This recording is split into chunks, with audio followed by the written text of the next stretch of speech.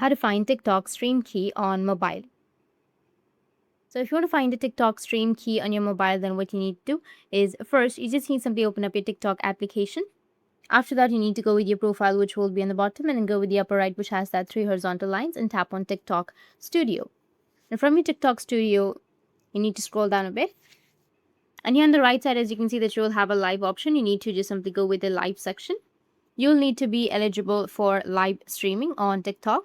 It typically requires 1,000 followers and being at least 16 years old.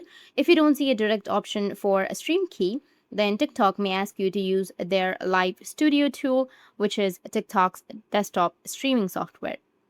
You can follow the on screen instructions or prompts to check eligibility and request access to your live stream key. Once approved or granted access, you should see an option for stream key in the Live Center settings. Copy your stream key and use it to stream through external softwares like OBS. If you're unable to find a key, you might have to check TikTok's desktop version or wait for further eligibility. That's it, and if you have any questions, feel free to comment below. Thanks for watching.